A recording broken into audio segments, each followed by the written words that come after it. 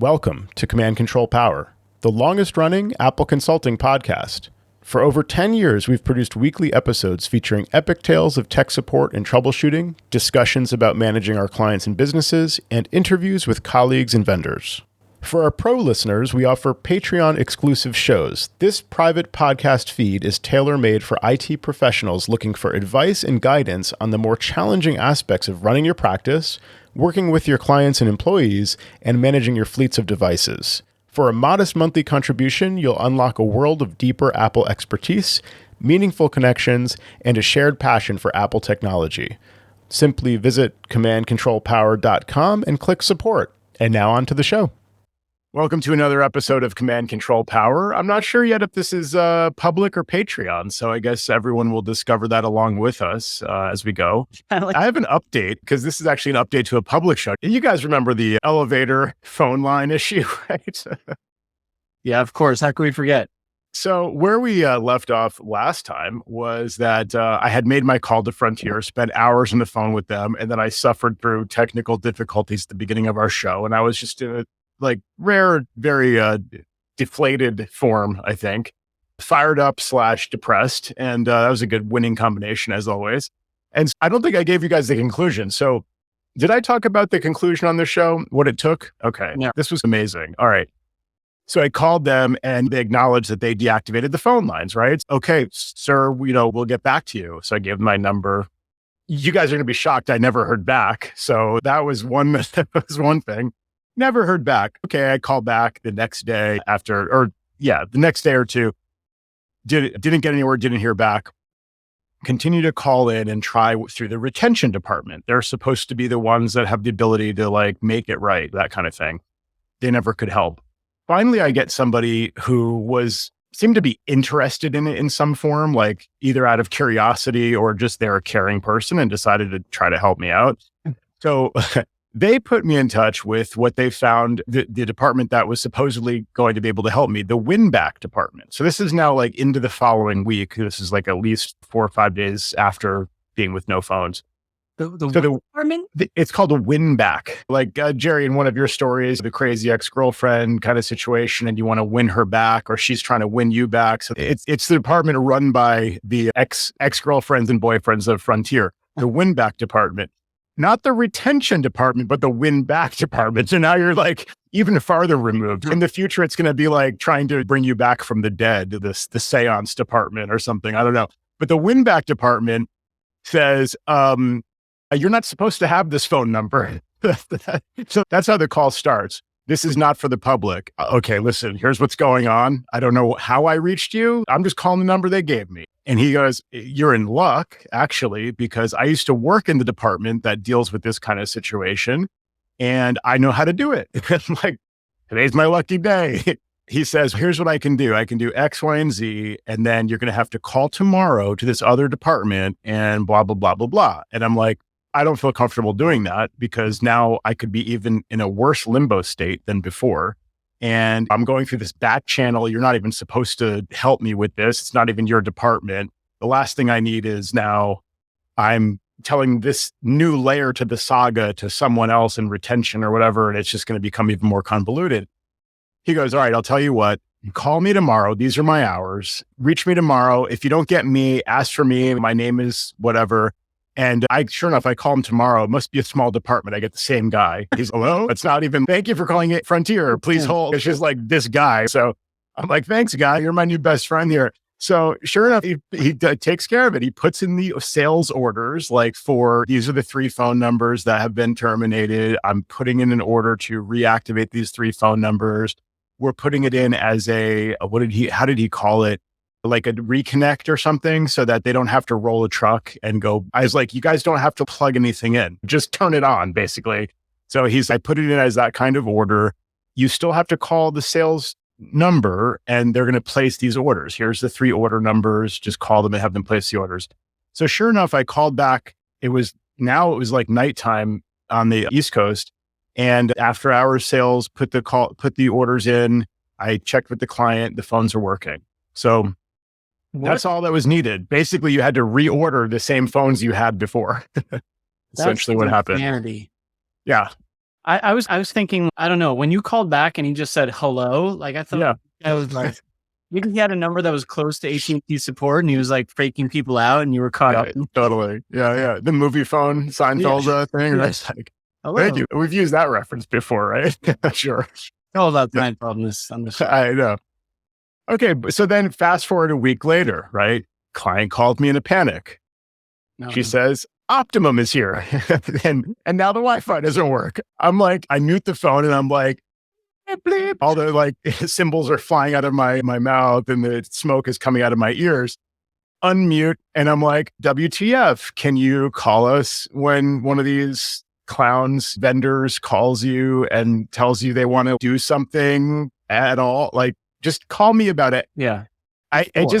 Exactly. It's funny to me because people will call about like the most mundane stuff. Is this real? And it totally doesn't look real. They'll call you and they'll ask you about this, but they don't call when some vendor is like, I'm going to come in and rewire your whole thing. But they don't think to call us until it's all messed up. So I'm like, can you just please call us when this happens, like in advance? Like they're going to come on this day and they said they're going to do X, Y, and Z. Let me see if that makes sense. But now, of course, the modem, like the internet's down and he's there. Luckily, he's still there. And I said, okay, there's a UniFi system. Can you put the modem router in bridge mode? So he says, I already tried that. I'll try it again. So he tries it again. Still, a UniFi router still not working. I said, let's try power cycling it. He says, I already tried that. I said, with UniFi, you've got to try unplugging it for 2 minutes. That's my famous recipe. Leave it unplugged for 2 minutes before you plug it back in. So he does that. Still doesn't work, but it does get a full reboot and it says no internet detected, right? Mm-hmm. So he then does some magic on his side, which is he unplugs it from that LAN port and plugs into a different LAN port on the modem router. That worked. So for whatever reason, LAN 1 or whatever he used doesn't work. LAN 2, no problem. Okay. So now I learned a little something that might work in the future as well.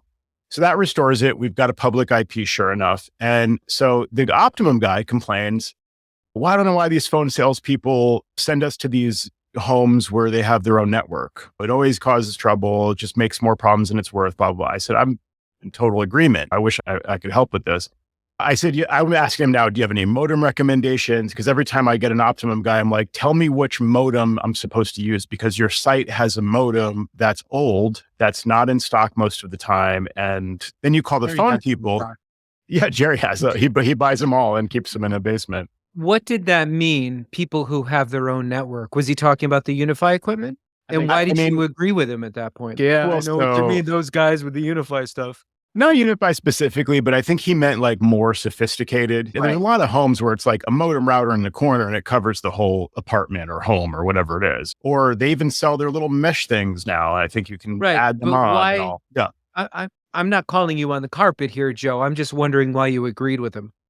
It's because I'd rather that they install a standalone modem, not a modem router. Because if you have your own router, and with some networks, like who cares, right? Double NAT with a Netgear thing that's probably half working anyway. I don't really care. But if we have a finely tuned like UniFi system, like you said, or even an Eero or something, I want that to be the router. I don't want to use their janky router. And then the other complaint was, he says that you can put them in bridge mode, but sometimes they go out of bridge mode if there's an update. I said, yeah, I've seen that too. Like he's basically validating all the problems we have with this scenario. Yeah. But anyway, let me get the F out of here now. Like he didn't want to like be interviewed about which is his favorite modem. Apparently things working. I'm leaving now. He didn't say that, but I'm like getting that impression. So I got no useful info, but we call the client. We say, okay, it's all set. The guy, whatever, it's back to working. But by the way, we don't recommend this modem router situation. Explained in an unsophisticated way why that is. And we said, we're going to recommend a standalone modem. We're working on finding a proper one that we can. So now Optimum says if you don't have their phone service, you can get any DOCSIS 3.1 modem and that should work. So that's what we're going to try to do. So we have that on order now. The next day, so we ordered the modem. The next day, no internet. So Tim goes on site, he power cycles only the modem router, and it brings back the connection. So again, totally validates all the problems I have with Optimum. Like, why do they do this? Why do they make a good thing that's working fine, standalone modem, whatever? They make it worse. Drives me crazy. So this is the same client as the Frontier phone issue. So I'm like, surely the lesson here, like it has to be learned by now. We'll go back, we'll put in our recommended modem, and hopefully she'll be stable again.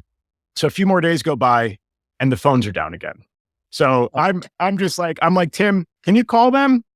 Because I can't. I'm not getting involved. Like, maybe you'll have better luck. I can't. I spend a week of 2-hour-long phone calls trying to get satisfaction here. Did you give him that guy's personal number?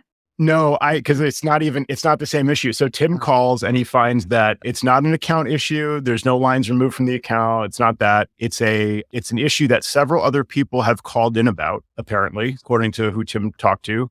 But the service manager has not yet acknowledged like an outage or something like that. So this is where it stands as of yesterday.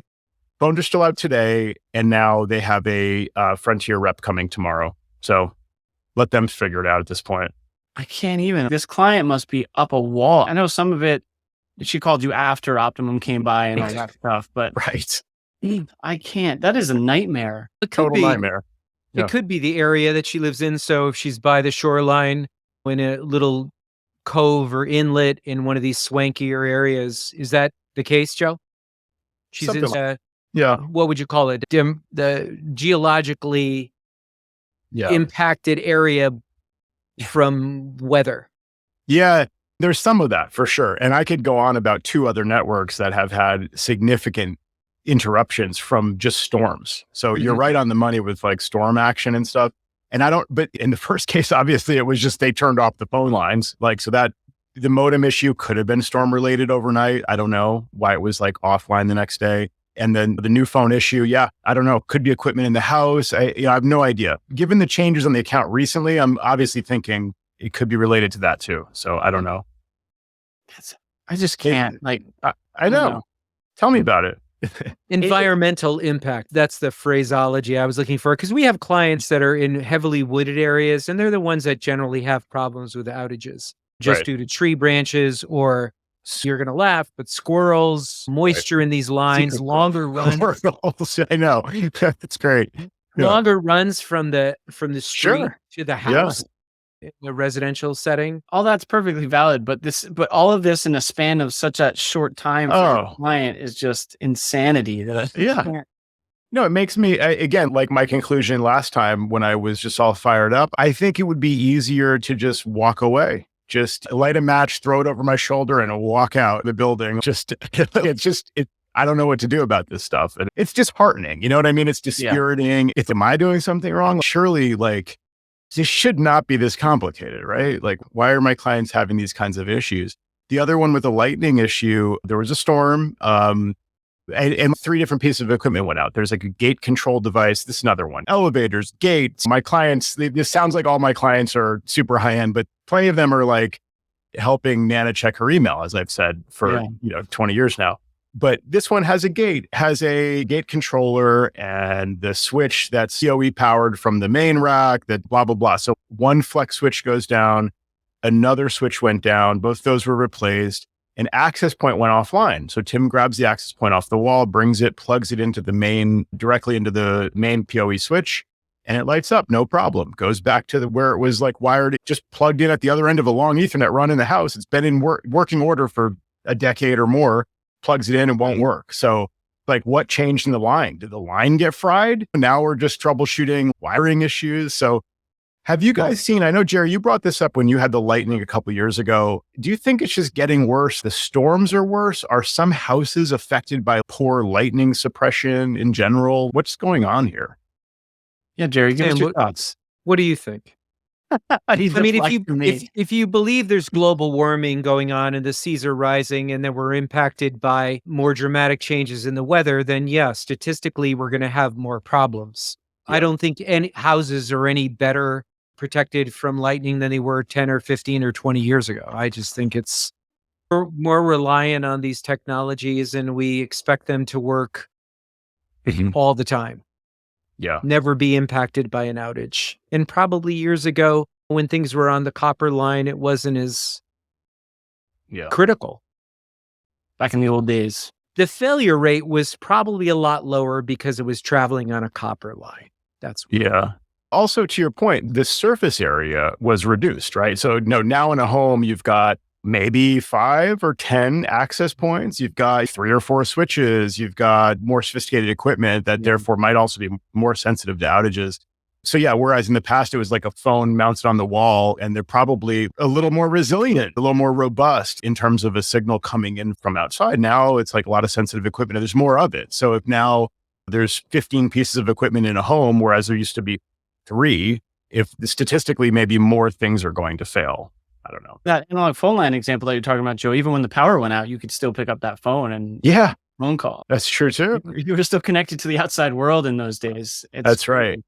That is pretty wild. Yeah. I know. Was your global village modem affected? Yeah. I like the idea of a bulletproof system, as some of my clients have asked for. And some of this stuff, speaking of a modem, you could lose the modem. You might have cellular backup. That's nice and easy if they have cell coverage. But in some cases, that's a big if. Also, in a long-term outage, the cell network can be down. So now you're looking at Starlink. But now you've got a dish outside with a cable running all the way inside. That's probably susceptible to lightning and things like that. So it's just like, there's no perfect solution. And also, as I've said, I think different houses might have different, I don't know, maybe there's better or worse forms of lightning protection, whatever that kind of main. I'm not an electrician, obviously, but if there's like a grounding rod in the basement that's wired into like the circuit breaker box that should be protecting everything, is it possible that somebody screwed up and didn't reconnect that when they installed the generator or whatever the situation was? Or it's just old wiring, old degrading cables and things could be the house was built 50 years ago, 100 years ago. So I think there is a difference depending on the house as well. Yeah, my house was built, I think 75 years ago. We've remodeled it since then. But one of the funny things is, like in this neighborhood, I may have talked about this before, like we used to lose power a lot. Quite a bit, either in the winter when a bad storm or summer, a lot of AC is being used and all that stuff. So we finally forked down the money and got a generator. Mm-hmm. Since then, power has not gone out in this neighborhood. And I'm like, now that's all that money. Like every time you're playing for an outage. Come on, let's let the power go out. Sure. I know. Yeah. You and me, Sam, we went to the same generator store because that's exactly what happened here, where we put in a generator 3 years ago and haven't lost power since. Yeah. It really pisses me off, actually. And then you guys probably have heard when a client has a generator, they say, oh, we have a generator. It's all fine. And obviously, as you both probably know, if there's a very brief interruption, the generator doesn't kick in right away. It's going to, like, the power can glitch. It can be a brownout. It can be flickering lights, things like that. Generator doesn't help with that. And I explain that to clients that they pretty much get it because they understand it's like a machine that has to start up and then the transfer happens or whatever. So obviously you still want to recommend a battery backup. And I'd actually like to talk about this topic because I want to get some feedback on this. Years ago, we had a house where they had a generator. And when the power went out and the generator was on and it was an extended outage, it might have been like Superstorm Sandy way back in the day. It was years ago. And their internet went out. And of course, the other problem with internet is that now the internet provider has to back up their equipment because otherwise their equipment is being supplied by the utility and therefore they might lose power and then the whole thing falls apart. But that didn't seem to be the issue in this case. The issue was that their battery backup units, back then it was APC, they just ran out of power. So why weren't they powered by the generator? They won't accept input voltage that's not perfect sine wave or perfect the right voltage or whatever. I'm like, okay, I didn't know that. That was, like I said, maybe 10 years ago or more. And so I learned something there. And I learned that if they have a generator, you should spec a compatible UPS, uninterruptible power supply. And so then I did some research on that, went down that rabbit hole and found that there is a brand, CyberPower, that has a series called the Online, the CyberPower OL series. Online means it's always running from the battery. So there's no switchover. In most UPS situations, it detects that the power is not on and it then flips a switch and then now you're being powered by the battery. So the inverter inside the unit kicks on and starts providing AC power from the battery. But that might take 30 milliseconds or 100 milliseconds or whatever. And so that might be too long of a gap. Or it might mean that there's a difference between the utility power and the battery backup power. And maybe equipment doesn't like that. So anyway, some of them have this online feature where they'll run from battery. And those models have a mode where you can turn on generator compatibility. So you go into the menu, you scroll down, you select the thing, and it's generator compatible or whatever. So now they will accept the imperfect input power from the generator within reason to be able to recharge their own batteries and continue to provide power to the equipment indefinitely, like you would expect. The whole point of a uninterruptible power supply. That's fine. That's great. That works. But those units are incredibly loud because they have this tiny little fan. It's like a 2-inch fan or something like that, trying to pull air through this unit to exhaust the hot air from the other end, because they're always running from battery. So they're what's called a double conversion UPS. They take the AC input power, they charge the DC battery, they take the DC battery, turn it back to AC. So that's the double conversion part. And because they're running basically like a charger and an inverter, they just generate a lot of heat. So they have to constantly run the fan to keep them cool. The fan is insanely loud. Like I said, it's like this very high pitched, like whining. You can't put it in somebody's house.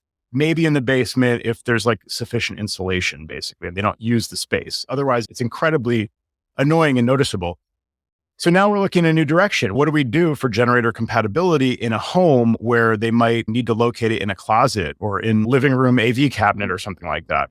So I couldn't find anything for years. And I asked people what they do. Some people have tutorials online to replace that fan with a quieter fan. And you have to like take it out, solder it, clip some things to make more space. It's a nightmare. Yeah, I'm not doing that in a UPS. Like I'm just not. And then putting it in somebody's house. No, thank you. But what do you do then for generator compatibility? So what I've been using, so first of all, there's two options that I've identified. One is the UniFi mission critical switch that I've mentioned before. I've talked to you guys about. Yeah, you did. It's a switch. It's a PoE switch, but it has a 368 watt hour lithium battery inside it. And so it can power itself when there's a power outage. It can keep powering itself. And in addition to providing uninterrupted PoE power, it also has, I think it has 2 AC outlets built in. So that's meant to power like a modem and a router, let's say your UniFi Dream Machine SE or whatever it is, and your ISP modem. So we set that up at this client that's having these power issues, right? So we plug it in, we get it all set up, brand new network, all new UniFi equipment, and then there's a storm and the network goes down. First problem is that the generator reports to the client who relayed it to us that the generator is on. So the home should be powered by generator power. But the network is still up now at this point. The mission critical switch says power's out. We're not getting any input power. Mm-hmm. So now I'm like, okay, are these outlets connected to the generator? That's one possible. We have to go back and confirm that now. Number 2, does the generator provide the right kind of power that the mission critical switch will accept for input, going back to that original UPS issue that I've been dealing with for all these years. So that's still a mystery to be solved. In the meantime, for my own system, I've been testing some different options as well, because I live in Colorado. We sometimes have wildfires. And also when it's particularly hot and windy, that's when we might have a wildfire. And what can cause a wildfire is the power lines, especially if a tree falls and, knocks the line down and then it sparks and it creates a wildfire. So we've had the utility cut off power proactively in these situations a couple times this year already. And so one of them was like almost a full day. I think it was like 18 hours or something like that. Really? And my UPS that I had, it was the Triplite 1500 VA UPS unit, little desktop floor standing thing. Provided about, I think it estimated an hour and a half, 2 hours, and it lasted all of an hour and 15 minutes or something like that. So those little guys, I'm talking about powering a modem, a router, a camera. I think I powered down my Synology. So it's very little equipment. It's not very much stuff. My Mac, that's it. So that wasn't going to be a solution if I'm going to have these extended outages. So I've been looking into what they call a power station. So these are meant to be used when you're camping, that kind of thing. You plug them into a portable solar panel and it keeps it charged up or it recharges it. And it has AC outlets, USB-C, and DC cigarette lighter type adapters.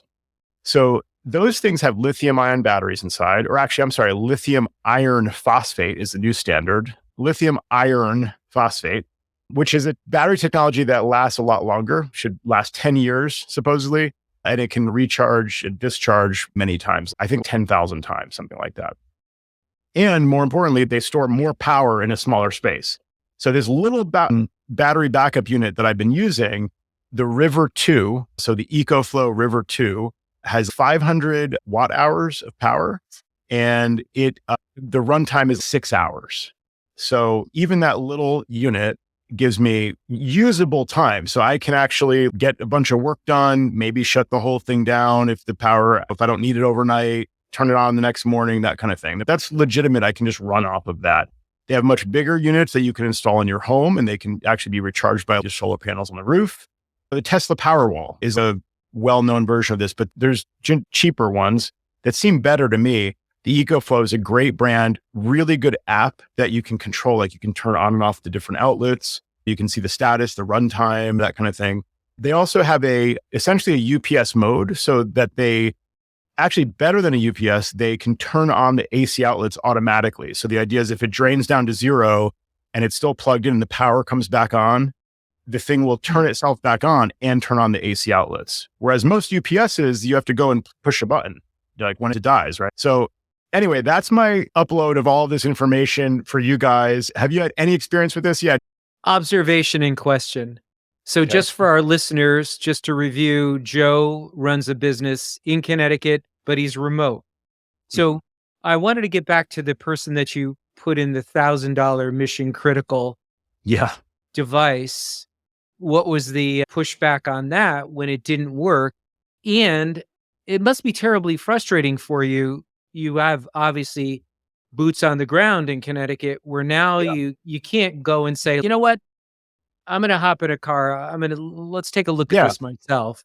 Let me see it myself. Yes, exactly. Yeah, you got to schedule it. And so how did you navigate after the client spent this money, did this spend of it not necessarily being successful? And I understand, and you went out on a limb because now you're saying, even if the outlets were connected to the generator, maybe the mission critical switch can't understand the generator power that it's putting out to realize that it's charging again. Just tell us a little bit about that. And I think with that power unit that you're running now for this UPS, you should reach out to some of these companies and tell them who you are and you have a podcast, and maybe you could get some sort of an accommodation price or something. Is that your move, Jerry? No, it's actually, that's a great point. I know it's a page out of your playbook, clearly. This is not your first rodeo if I have a podcast, right? But I haven't played that card in a while. I'm just rolling in the dough here. Tell us that first, Joe. Beyond the frustration level, like how did you deal with that client? Oh man, you totally hit on something, Jerry. It's very frustrating. I'm, 2 time zones and 2,000 miles or whatever away, and I get like an alert in my email that the network is down or that it's running on battery power or whatever the situation is. At least I find out, which is great. I get these alerts now, so that's great. But there's only so much I can do. And also it might be after hours. So Tim's off officially.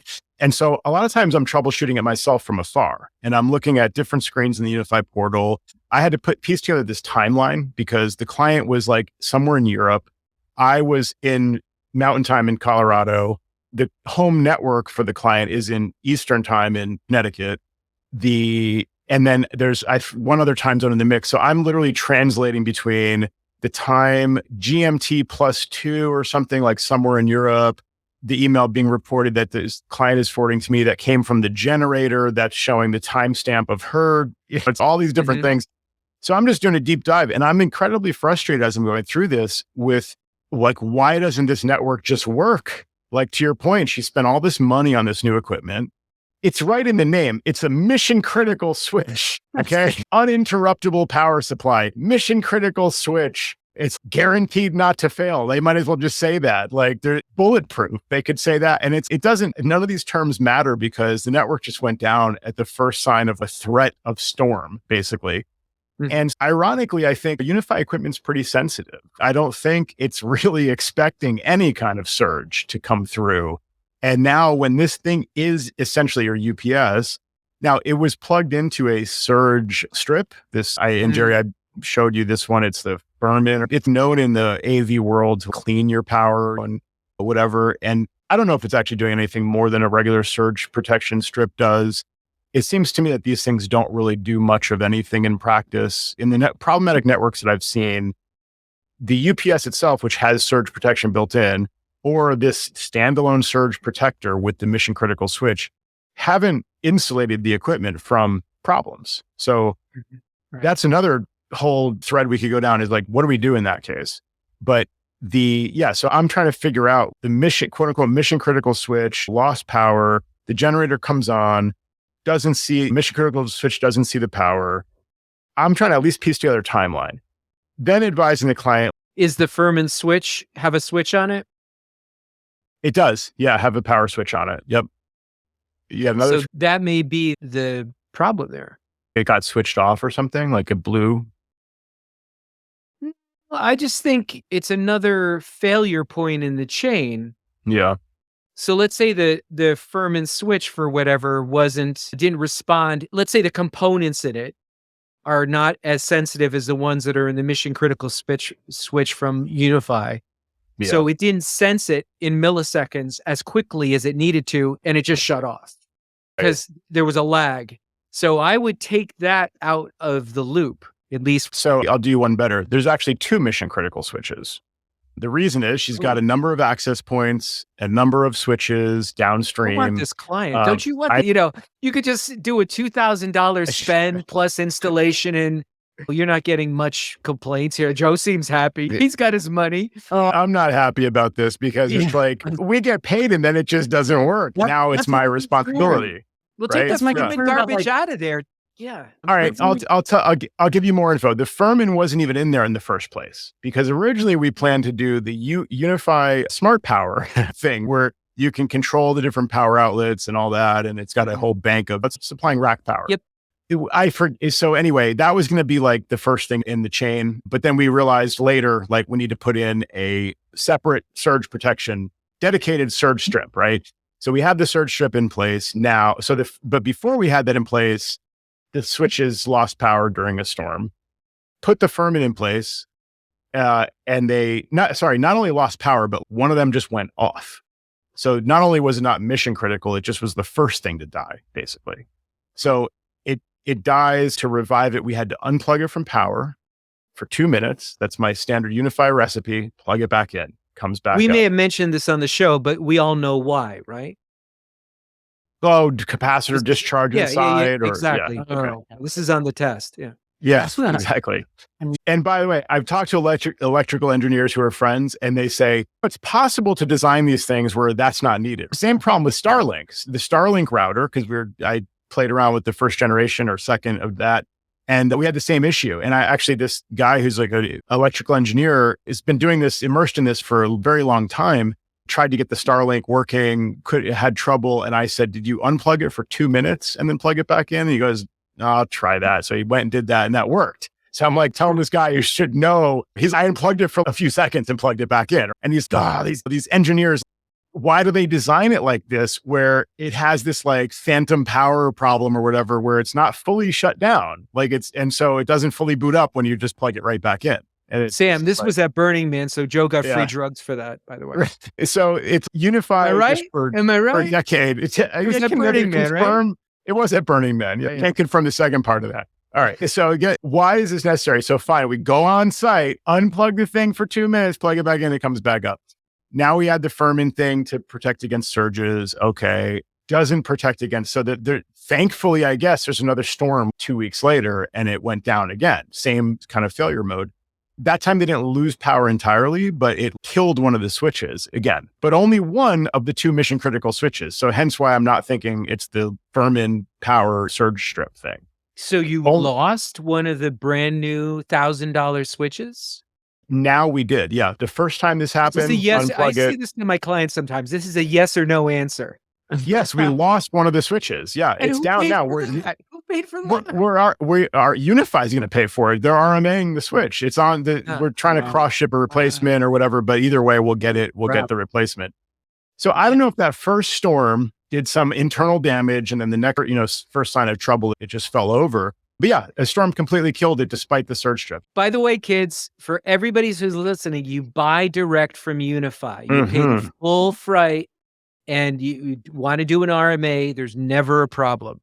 That's right. So if someone like Jerry is selling them, you shouldn't buy from him. That's right. Yeah. Never buy from Jerry is what you're saying. UniFiMac.com. No. Yeah. So now we're waiting on the replacement of the switch. we have everything routed through the other one. The other mystery is that one of the access points, again, brand new access point, doesn't work in the room where it's supposed to be. Works when you plug it into the switch directly, like with a short Ethernet cable. So is that a problem with the UniFi U7 Pro? Is that a problem with... Tim tested it. I have to imagine he tested different ports. Sam had an answer for that, right? Sam? Answer for Sam, you got to put your finger... Can you put your finger up and then I'll call on you? Okay, Sam. One of your colleagues, you reached out to him. Remember it on one of the ports and you turned PoE off on the port, you turned it back on, and then your colleague... And what was the solution? I don't remember. That was because the switch was connected from the sonic wall, and periodically their internet would just go out. He just out of nowhere. And then we would reboot one of them and it would come back and it would start working again. So we couldn't figure it out. We actually RMA'd the sonic wall once because we thought it was the sonic wall because we tried different ports on the switch. Nothing worked. And then that's what this guy told me. He goes, go into the UniFi portal, disable PoE on that particular port where the sonic wall is coming in. It solved the problem. It was crazy. Wow. Okay, so slightly different. And that was Kevin, right? Who gave you that answer? No. I'm just making up names now. Yes. His name was Matt, by the way, if you must know. Yeah, I don't know what to say about this. I'm still looking for this bulletproof solution. Once again, they have these. Here's another model, EcoFlow portable power station Delta 2. There's also a Delta 2 Max. These are like whole home power protectors. So what I'm thinking of doing is, again, if the mission critical switches we can't confirm that they'll run from the generator or we're just not sure about it. I don't know if I'll do it for free. Worst case scenario, I'll eat the cost of one of these because we spec the original solution or whatever, and I'll just add that to the network. Listeners are cringing right now. I know, but you can see what this client has been through storms. Now, she also understands she has an electrician who's like going into retirement, basically. I'm not sure if she's partly blaming him on some of the power issues because it just seems like it's not only this one expensive component that failed, it's other things in the network. So there's clearly a really fundamental power issues. One of the things was it wasn't even a network component. I forget what it was. I think it was like the gate control thing that's like outside or whatever. But so it seems like there's power issues that are happening in this home that are beyond our equipment. And maybe it's just a really extreme scenario where, like I said, maybe there's no grounding or something. Like maybe it's like a really fundamental problem at the source in this home where she understands it's not normal that all this equipment would. And each time it's happened, it's been a massive storm. So she's like, okay, I get it. There's lightning hitting outside and it's significant. But like I said, I might put one of these big EcoFlow units in front of the mission critical switches and all the rest of the equipment. So it's essentially, it's going to take the power from the generator and it will accept that power because that's what these things are designed to do. You could use a gas powered portable cold start generator to provide power to these when you're off the grid somewhere. You can use solar panels. You can use power from your car, whatever, car battery to recharge them. So that thing will take the power from the generator and convert it to good, clean power for the mission critical switches, essentially is the way I'm looking at this. And then in front of all of that will still be a surge strip and hopefully better lightning protection at the base of the whole system. So we'll see. For testing purposes, I see Joe in Colorado and all around his desk are all these Tesla coils, electrical bolts, like he's got stuff on the floor and his wife is going, we can't see that, Joe. Hold on. There we go. See? Yeah. Well, anyway. I don't know why it doesn't pick up. I guess it only wants to see a person. The video doesn't work when you try to hold something up to the camera. Part of it. Anyway, there's equipment that I ordered some on Amazon for testing. Right. One of them is now my UPS. So I just wanted to know what the client mood was like. Because you said you were eating one of the costs, which is gracious of you, but how are they through all this? It's called mission critical and you got two of them. And I just can't imagine their moods. Like, you made me buy this. It doesn't work. I don't think there's a clear understanding from the client of what we positioned and for what reason exactly. I don't think I ever said, if you buy this unit, you'll never have any problems again. It's certainly, it's on the list as quote, mission critical switch. That was part of the proposal or whatever.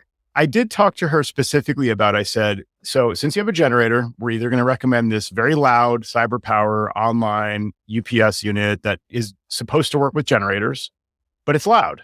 And I know where your network equipment is. If we could locate this thing in the basement in the garage, we can run a cable like through the wall and into that network closet. But I don't know if you'll hear it. Like you'll hear it in the garage for sure. I don't know if you'll hear it in the like basement, the finished basement that's adjacent to the garage. I don't know if you'll hear it in the room above the garage. Like they're very loud. This is actually a concern. And she said, I don't know. I don't want to hear it. And I said, there is an alternative. It's more expensive, but blah, blah, blah. And so she said, I think I want to do that. I guess if we go back to it, I could explain that this was never supposed to happen. These things were supposed to be a guaranteed solution. I don't know, but I don't think she's looking at it like that. Like I overpromised and I'm under delivering. I think she's looking at, okay, things happen. You guys have been very responsive. The most recent time we sent Tim out for free, I told her to like further troubleshoot the most recent issues where the second mission critical switch is just dead. So I think she appreciates that and that we're advocating for her with getting a replacement and so on. The thing is, it's like when equipment fails, I don't know how to protect against this happening, apparently, because there is a surge strip and this thing is called mission critical. What am I supposed to do? What could I have done differently? I'm asking you guys, like what? So I think she understands that, Sam, to your question. But yeah, what would you do? I don't know. I know that, I mean, you're doing all of these things. And I'm like, man, I'm not doing this in some of my clients and what's going to happen to them if this goes sideways. Yeah. But at the same time, you do all that you can and something still goes sideways. It's really, it's frustrating as all hell is my point. Because you're doing the research, you're finding out what's best for them, you're implementing what's best, and that failure point still happens. Yeah. Jerry, you in the front. I think that there might be some people listening to this podcast, or maybe they don't listen to this podcast, and they would be saying to us, Ubiquity's good, but it's not those enterprise, right?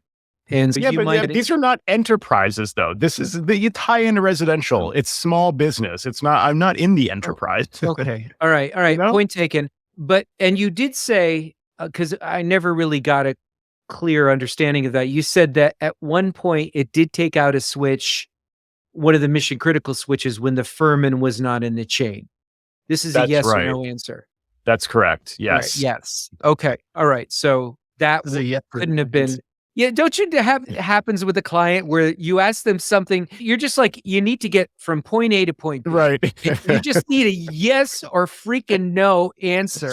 And they just go off on a tangent. And sometimes I just have to say, excuse me, I'm not trying to be rude. This is just a yes or no. That's my teenage friend. Yeah. No, I've said this example before, but clients have called and they will explain to you, okay, do I want to allow downloads on Splashtop? And I'm like, yes, allow downloads. I just pause here. I just told you to download. And you're like, the question you're asking me is, should I allow download? Yes, allow download. Okay. So then there's allowing downloads now. And then it says, double click the icon. And I'm like, double click. Yes, exactly. Double click the icon. And right. And then they're reading. And then this is an application. Would you like to download it by? Yes, it's been downloaded by Safari. We just downloaded it. It's telling you that we just downloaded it. Just click. Yes. Okay. Open. Great. This application was created by Joe Saponari of CIMAC. Do you trust this? Okay. Yep. And they're like, do I trust you? That's really funny. Should I trust you? And I'm like, just give me into the damn computer. I'm like, and then, okay, now we're there, right? It's open. I have a code. Okay, perfect. I'll need the code. It's 1, 2, 3, 4, 5, 6, 7, 8, 9. And I'm like, can you say that a little more slowly? Like we just had a 5-minute unnecessary conversation.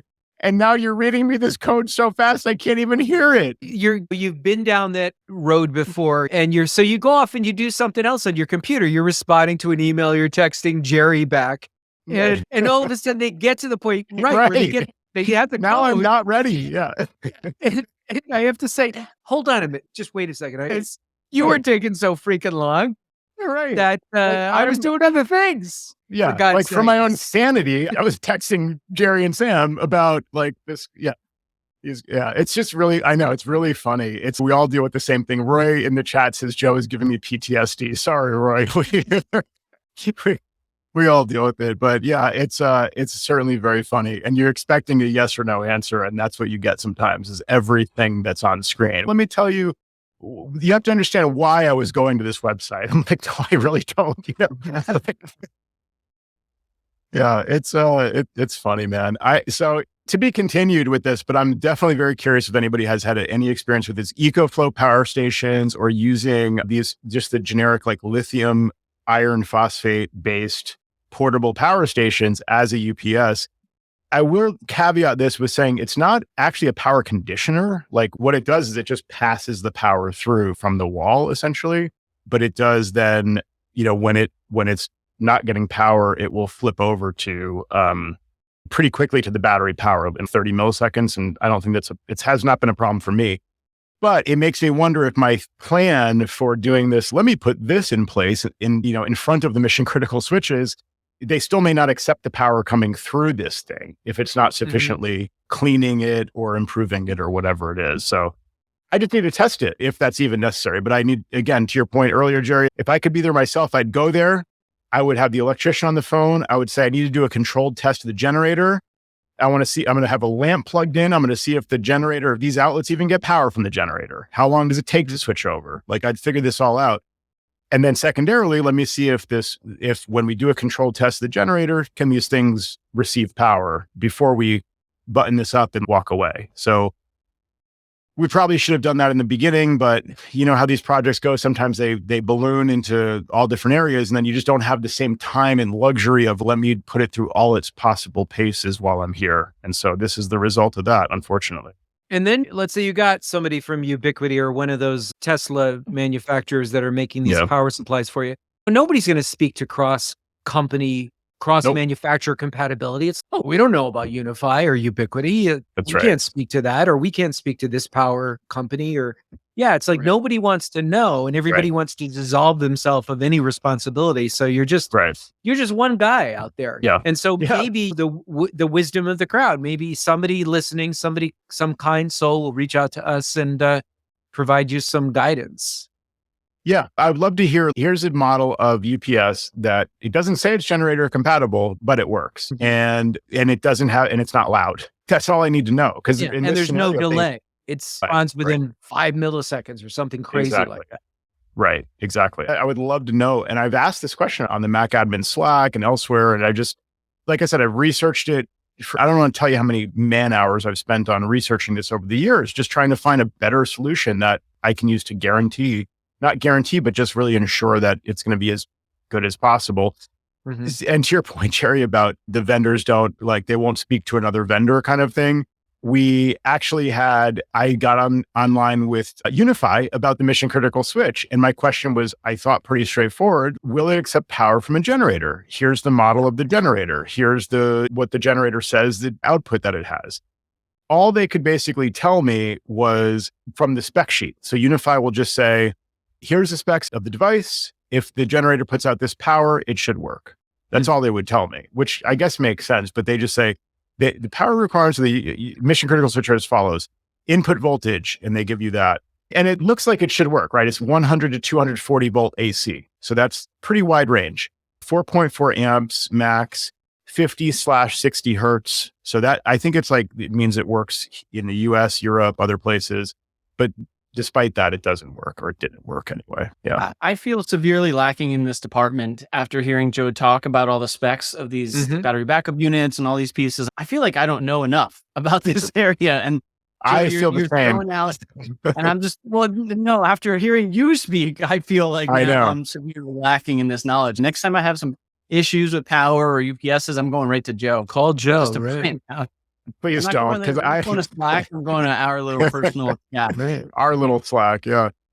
Thanks for the vote of confidence, but I certainly don't feel like I'm still very well informed, because I just don't have a thing that's just use this and this and you'll be fine. It's just it's still too complex.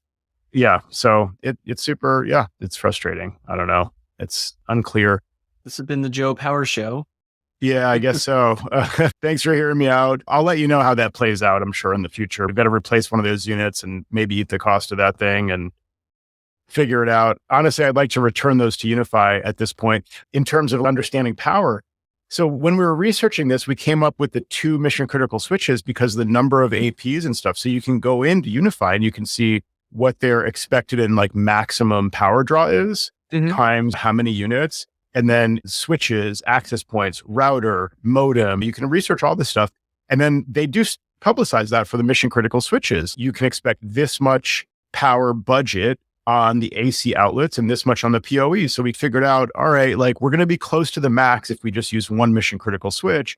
But if we like load balance it, so to speak, between most of the PoE goes on this one and then the power goes on, the AC power goes on the other one, then it'll be good. But despite that, the power budget was fine. It just in practice, obviously, it's really dependent on the power coming in, it seems to me. So this has been another epic tale of tech frustrations from me. Before we leave, I am sporting a T-shirt that was sent from all three of us. Joe, Richard maybe you can Wingfield. read the That's right. Thanks to Richard Wingfield. I dream of a world where chickens can cross the road without, I can't see the rest. I forget, without having, without having their motives questioned. Yes. And our logo is in the back of the T-shirt. Command and Control Power logo. Yeah, our dear friend Richard Wingfield, longtime frequent guest and longtime supporter of the show. He was nice enough to send those to us. And a Life is Good T-shirt, not just your average Hanes brand, but just a very lovely gift. So thank you for having it. I noticed it at the top of the show. I was going to mention it, but I couldn't interrupt any of Joe's stories here. But funny thing about that is that I have an office by the window in my home office, and I look out the window the other day and I see my daughter walking outside with that shirt on. I'm like, hey, she stole my shirt, but she likes it. So I'm like, it's a testament to Richard there. So thank you, Richard. Totally. Yeah. Awesome. All right. Thanks everybody for listening. To listen to more great content aside from this public show, you can check us out on Patreon at commandcontrolpower.com. Click on support. And join us on Patreon starting at $15 a month. And you can listen to just tons of, I think dozens, maybe up to 100 Patreon shows now over the years. Check those out as well. commandcontrolpower.com, click on support. We'd really love to see more people supporting us on Patreon with that vote of confidence there. But we really also appreciate you listening to the main show. So thanks for your support over all these years. Take care, guys. Good luck with your power issues.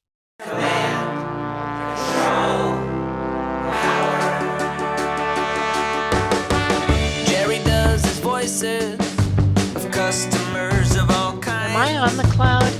Joe spins his deeply detailed yarns all the time. I have a whole story about this. Sam is on the road again, phoning in from a hotel. At least we know where I am.